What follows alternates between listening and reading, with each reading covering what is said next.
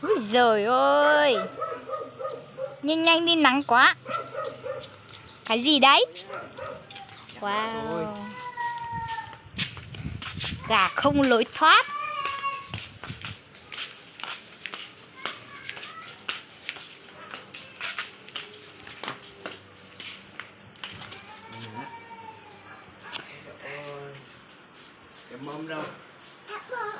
Ông đi lấy đi. Cái này là gà không lối thoát. Ui, nóng hổi, nóng hổi. Anh để đây đi. Úi giời ơi, ngon vãi nồi. Này để giòn kèm này. Mình mua cái này là 200.000 nha. Nóng. Ôi giời ơi, nóng hổi, nóng hổi. Ôi dồi, mấy cái lớp ngoài này giòn tan. Một gạt ra kìa.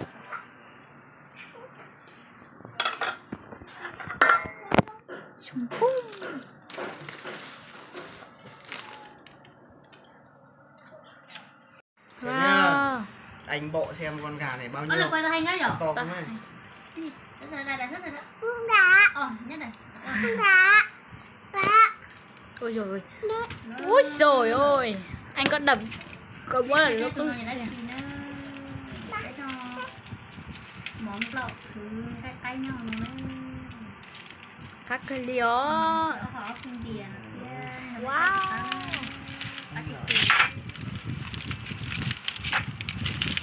Phải lột cờ đi.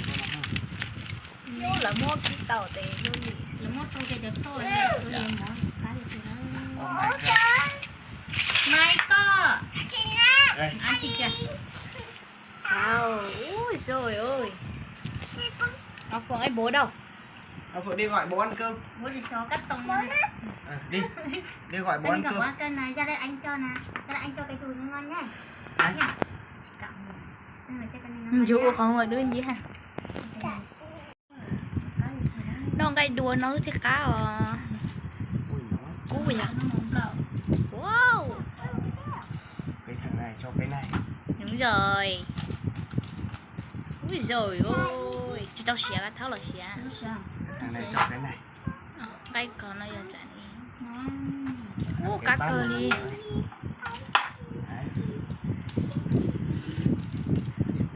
Yên nó khai rồi chuyện nó của chuyện thì khai rồi của đây thôi nào. Em không làm thứ bẩn. Chiên là mua nướng Nước xả với nướng.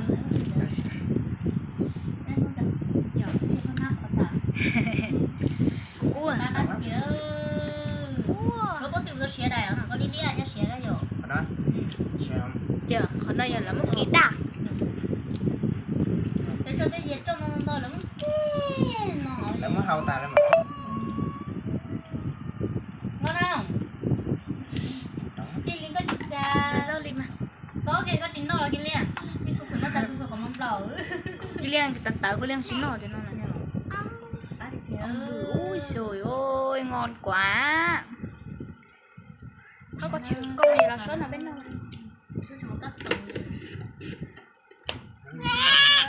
Đọc cái hồng tiền á, có tiền tiền á. Bây giờ nó chỉ học cái mặt khó không phải gì ăn đó.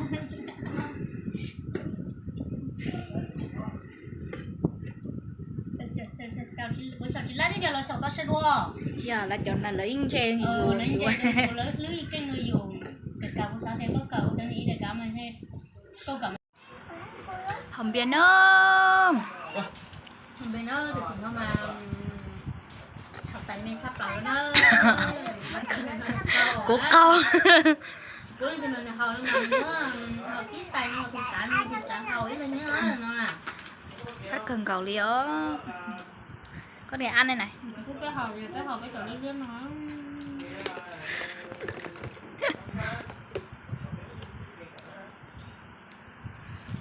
Nó đậu phộng à.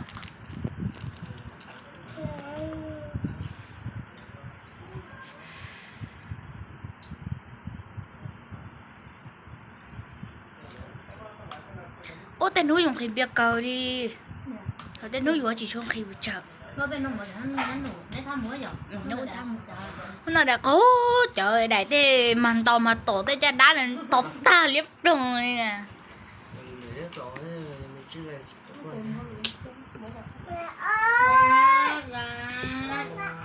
của cắt tổ sư sao mày nó lại sao cắt tổ sư ha đây lúc mình về rồi đó tao cả trong bật điều hòa bên nọ mà sợ dạ dạ im lặng rồi được rồi ôi giời ngon chưa ôi giời ngon quá lắm ngon à. đây này cho đây này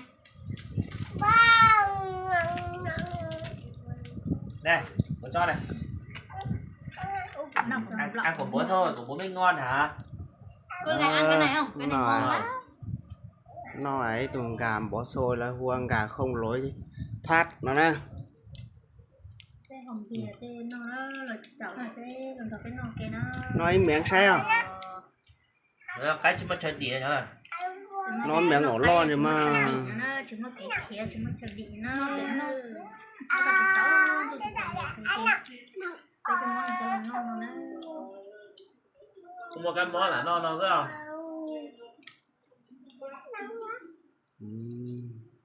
À kìa, học ăn biết. Gì lừa? Hả? Yo lừa. Rồi đấy tôi là. Wow. Ăn biết ơi. Ăn biết. Ai mà ta lên để mới chia sẻ. Ta lại mà đi đặt cái món trong một hình món là đặt cái món thanh á. Yeah. ngon không Ngon không? ngon không Thì em có con gì cho nó. Để đây mày để vào đây. Mày tính cái nếp quay to ở đây. Mày tính quay tao với dạ điện thoại. Mình tính qua tao sao? Hả? Nó loan tao cái rong. Đó thả rong té loa hay gì ha? Đánh. Nó đó, nó bên nó làm bỏ xôi.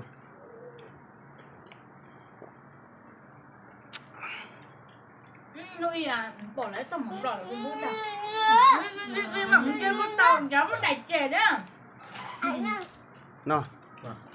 Đây này con ăn cái này. Con xem thì cái này này. To mình chưa? Tôi biết nó xôi tà có lột xôi Này nọ. này. Tôi thở khá cái nông này chứ. Nó chả ăn gọi là chưa rồi. Cái không bỏ. Cái luôn. Cái hả? Tao Ngon nha. không có cá, không có hưởng béo. Nó của luôn. Ngon nha. ngọt tài chua nó không là đà Đó là cũng non làm bỏ xôi đó, nó bên non làm bỏ xôi. Đi ba nho kẹt nó sẽ nữa.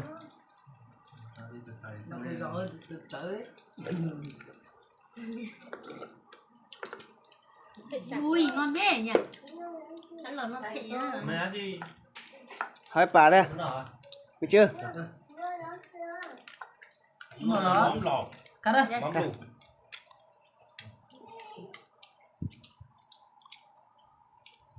Ngon nha.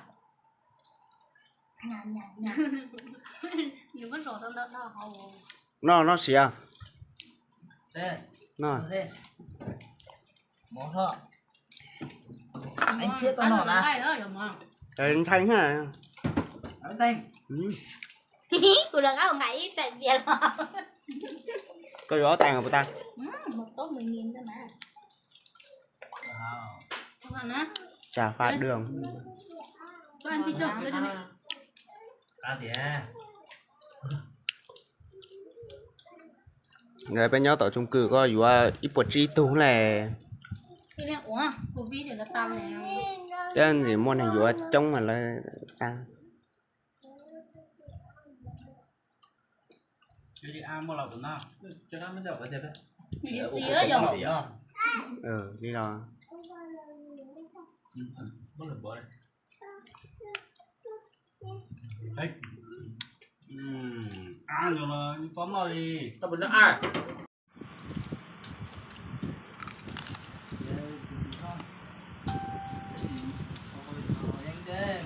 dự xuống nhất là hả ôi miệng của ta sắp là nó Nói rồi. Bê tông tự lên gì ôi những cái bún thà Thời rồi ôi dồi Giờ đi nó ôi tí tao mơ nó về cháu nó chấm một miếng nữa con gái nó rồi không mà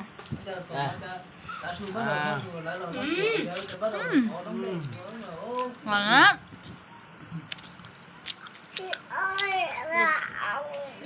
ăn đi đây mày cho thịt này mày cho cơm nè để xuống con để xuống đấy bố bỏ cơ mà thật